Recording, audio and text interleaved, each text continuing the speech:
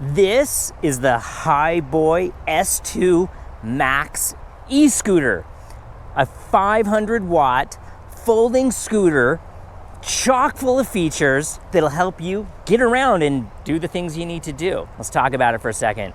It has cruise control, top speed of 20 miles an hour, 40-mile range, 500 watt motor, regenerative braking. That's a big deal.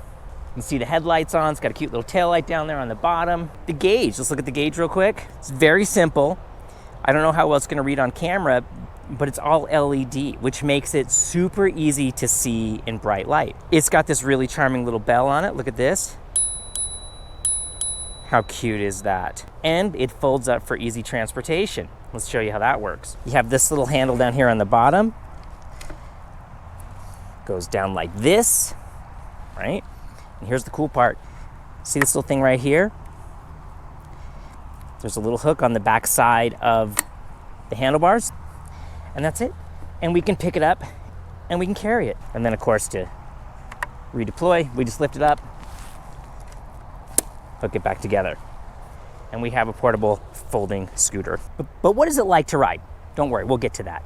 But first, how hard was it to put together?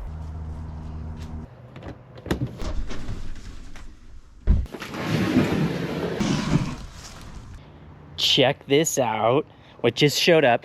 I'm super excited about this. Let's put it together. It's great footage of me looking for the blade. All right, gives us instructions. Remove inner foam, take out the scooter, fix the steering tube, unfold the kickstand, connect the power cable between the handlebar and the steering tube, use the Allen wrench to install 6 screws to make sure it's tightened. This one should be pretty easy. I think we're gonna be able to ride this one pretty soon. Oh, we got stuff right here. We got parts. Oh, that's our charger and our 6 screws. Looks like we have pneumatic tires with a little tire pressure indicator. That's a nice little feature. It says remove the foam, but the foam doesn't want to remove. Right. I think their instructions are wrong. I think we're just gonna lift it out. Well, that wasn't super hard. So we got some more stuff in the box here. Spare inner tubes. There's our cute little kickstand. I think this is even easier than what the instructions said. Front brake. Oh, that's a cute bell. And I'm guessing that's our throttle. This is pretty straightforward. Almost all things like this, get them all started before you tighten any of them. If you tighten one and then tighten the next one, invariably something will be out of alignment. You got to appreciate how easy this is to put together. No complaints from me. Yeah, I think we're assembled. Okay, now let's take it for a ride. This is what you've been waiting for. What is this thing like to ride? And see if it's something you might be interested in. What are the pros and cons of the Hiboy S2 Max? Look at this beautiful morning. Man, it is nice out here. It's been super hot. Woke up this morning, we got some clouds, a little bit of a drizzle. No complaints from me. So, the Hiboy S2 Max, what do we think of it so far?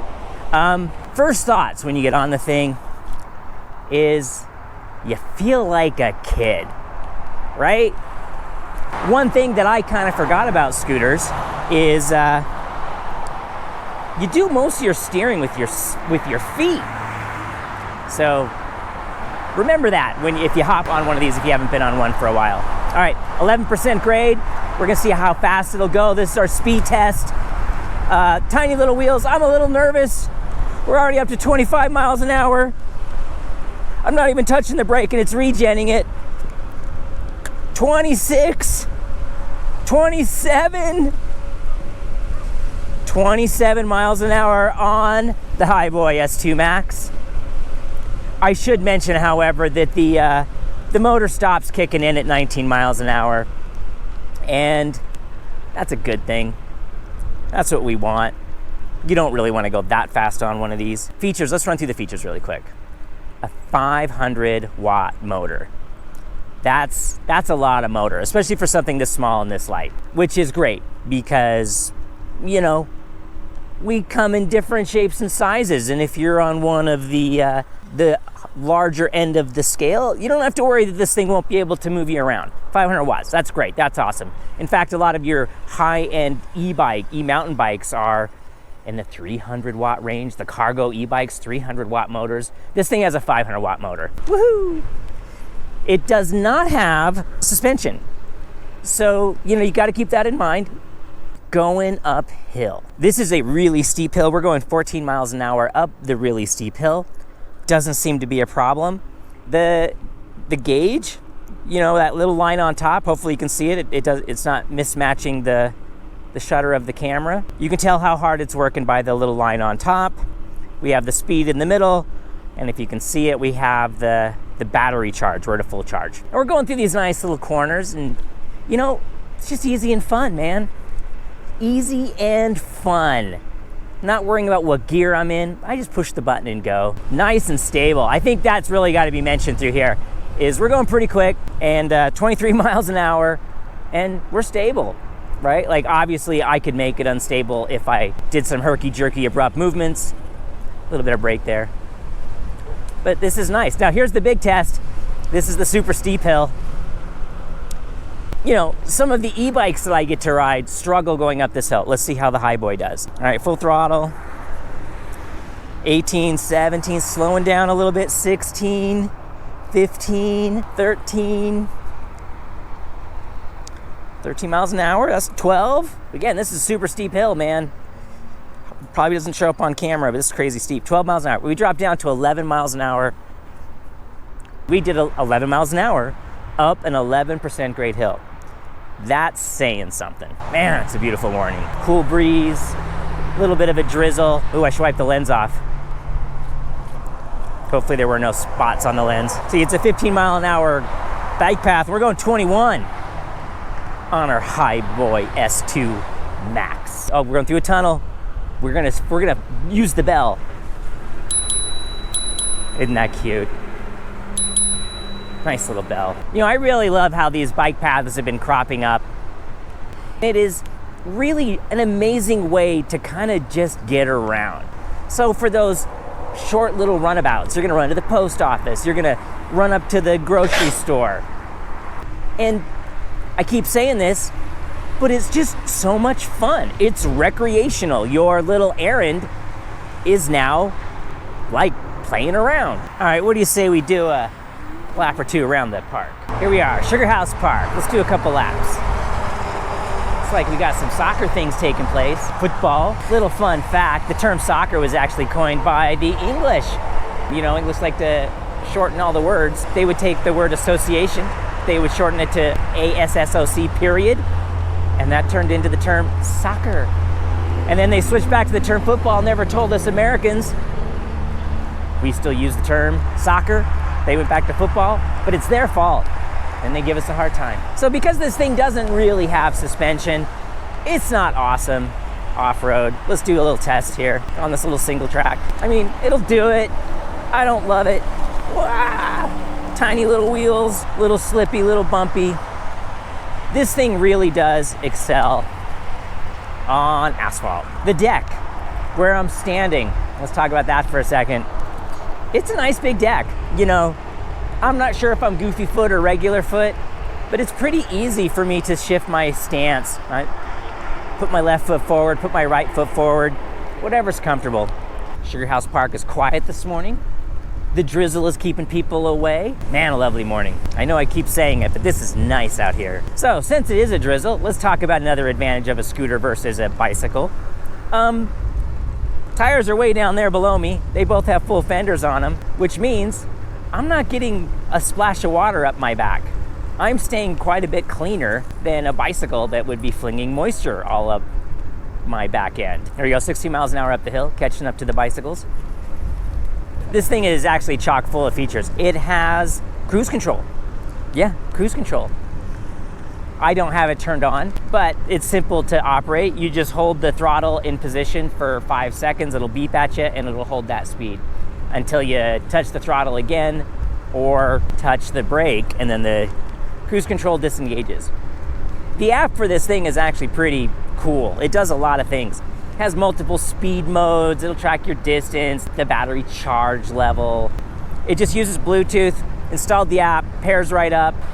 The regen braking, I think the regen braking is great. I'm always surprised how many of the e-bikes don't have it. It seems like an easy way to kind of regain some charge. What else does it have? Oh, it has a headlight and a tail light. To turn the headlight on, you hold the power button on, and it turns on. Now I have the headlight on.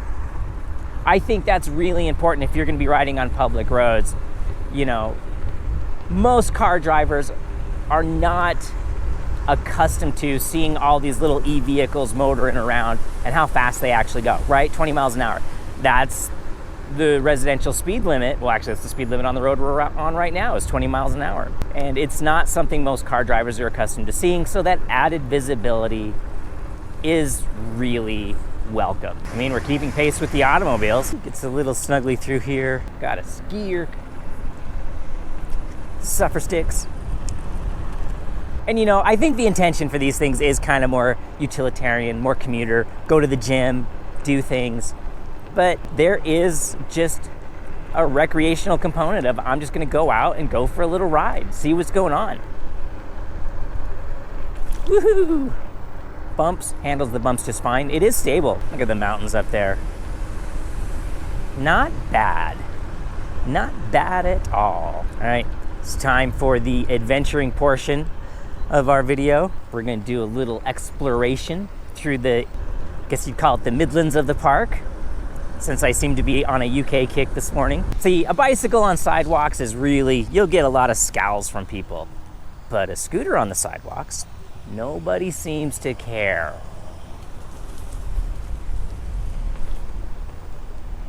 I am not going to attempt going up that hill on the scooter. Maybe we should try it. Should we try it? Let's try it. Let's just see what happens. We're gonna see if we can make it up this crazy steep, grassy hill. All right, here we go. It's bumpy. Oh, not quite. It just started spinning out. We'll try some angles. It's not really a fair test because little teeny wheels on wet grass. We'll give it a little help here. Add some analog power. It's a lot to ask of it. We're making it. We're doing it. Keeps spinning. Yeah, I think we need a little bit chunkier, knobbier tire for something like this. Woohoo! Through the grass. Definitely adventure-y. Wet grass. Gotta be careful of the throttle. It spins out.